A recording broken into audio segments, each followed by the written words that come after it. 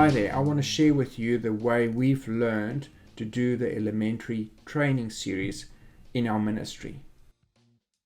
This method is essentially based on Jesus' method with the 3 disciples that were very close to him, and then the group of 12 disciples that was maybe a little bit bigger and to handle. And if you think about it, if you're going to train 12 people and you need to do a good job, how are you going to do that? Will that overwhelm you? And what is the approach that'll be the most effective to get them to practice what is being taught? So let's look at this model and we can compare it to how Jesus used to teach in Scripture.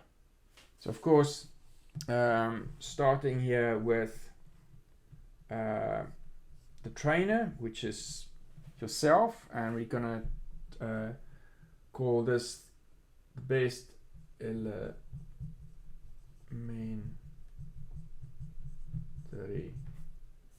teaching model. And maybe a little bit bigger head there will do. Start off with training your first student. And I'm going to do a down arrow, not an up arrow, and we're going to say we're going to train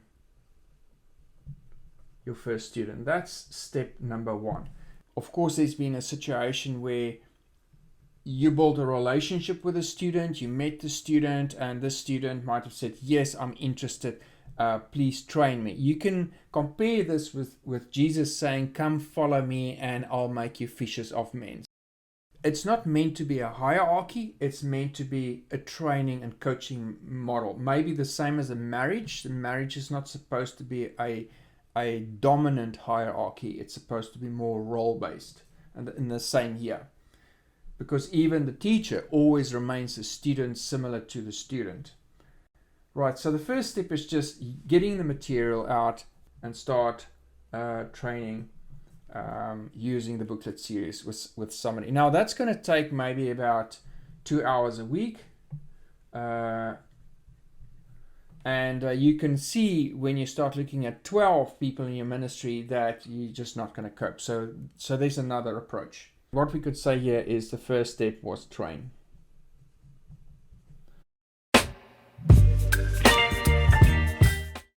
Then the next step is, of course, where the trainer start training a second person, and let's say that is John, and he's now training Peter,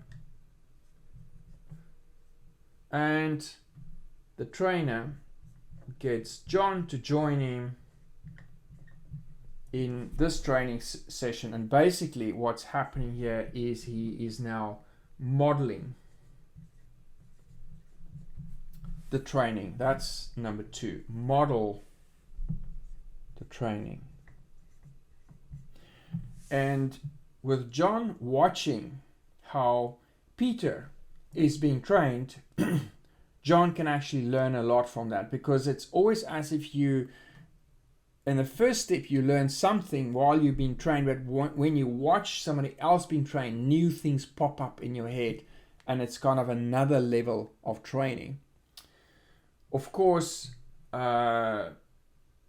you can go on and train maybe somebody else, and that could also be a model session.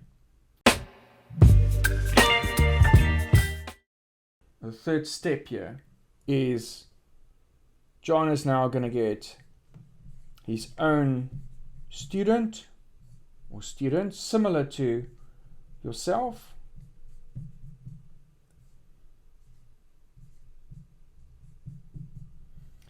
And what's happening over here is another type of learning is a mentorship. So mentor. So while John is now busy training, and let's say that's Ben. His name is Ben. While John is busy training Ben, as you are serving John while he's training Ben, and John learns from you and get guidance from you on how to do this best, and vice versa. So that's the third step, as you could say, mentor in this process.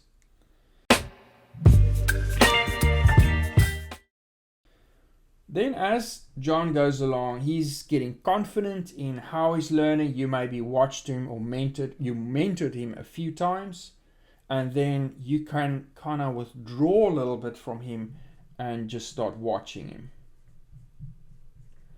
And that is number 4. And in this way, you can just keep an eye on things and you don't have to be that involved, and you are starting to get freed up, because remember, you are spending 2 hours training John, and then you also at first spending 2 hours mentoring John as he's busy training Ben.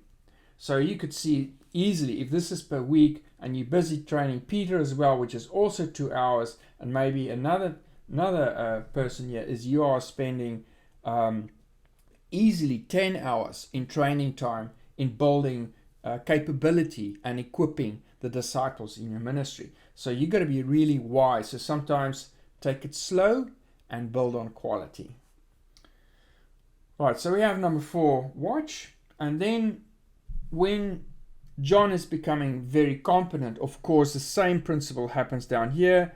John also has got his group that is busy encouraging to get a student to train.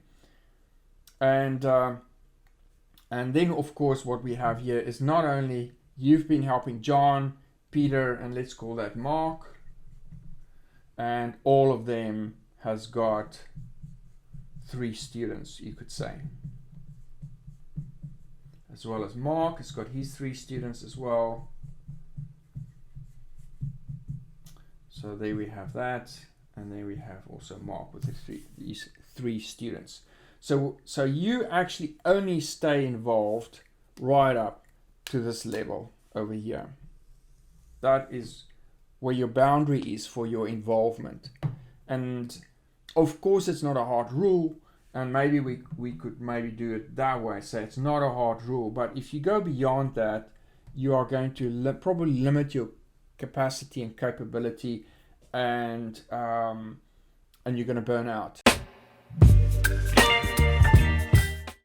Moving to a support model, which is number 5. And support is more on a needs basis. It's more on a long-term growth. It's more refreshers or refresher training or courses, because sometimes you find somebody got into the ministry and they maybe missed some things, and for you just keep an eye on things and do some support and refreshers, you actually can make sure the quality of your ministry stays on a high level. So we have here the 4th one, which was watch, and then the 5th one, which is support. Now, we talked about this, and we could even refer to that as pray. Now, of course, a lot of praying is happening, but as your ministry almost grow beyond your reach, you can't support anybody, and you probably need to start praying now. So support/pray.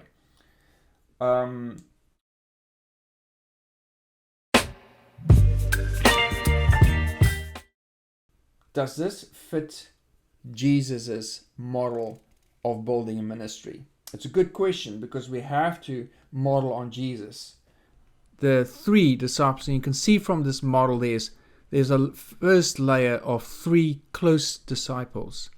And that's exactly how Jesus did it. He had 3 close disciples. And it's probably not explicitly said in Scripture, but one can assume that those 3 played a role in leading and even maybe helping the others as well, since they were so close. Of course, they had to translate whatever they learned from Jesus to the others. So there must have been some form of another learning level that he watched how they interacted as a group.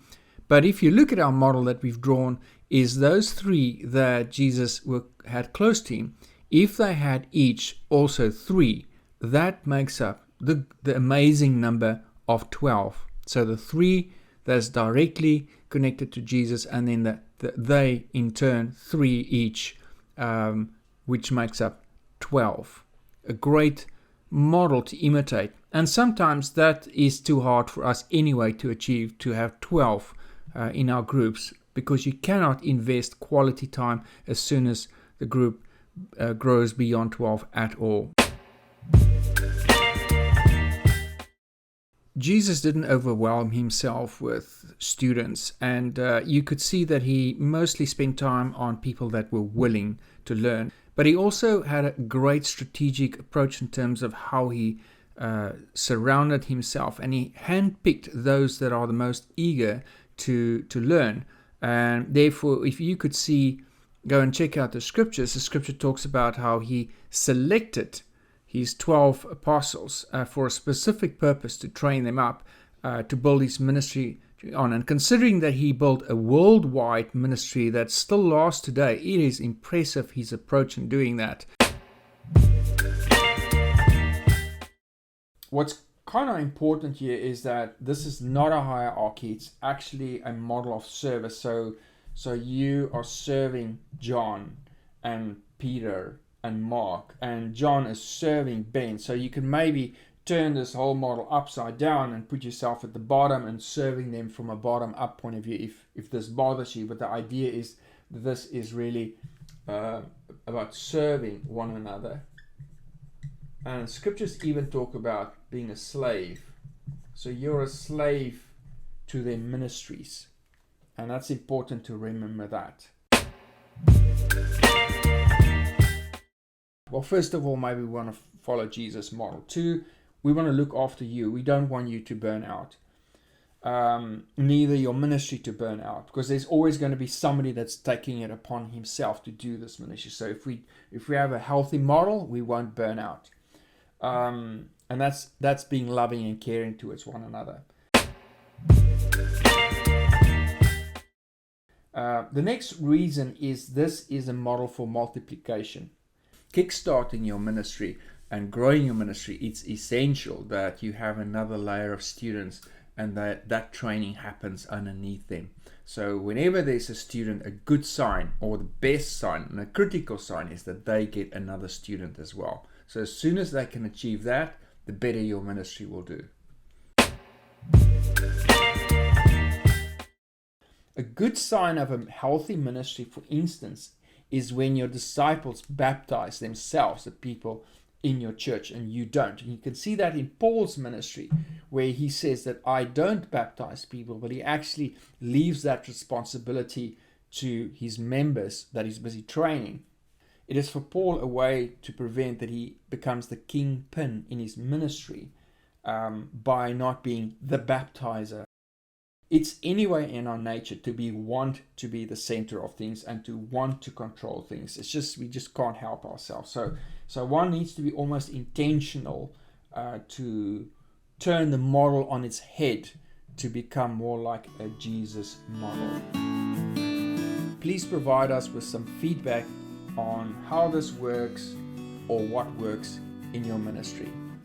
Please join our training ministry. We have a lot of other content. So connect with us and enroll and get your ministry equipped in an amazing way.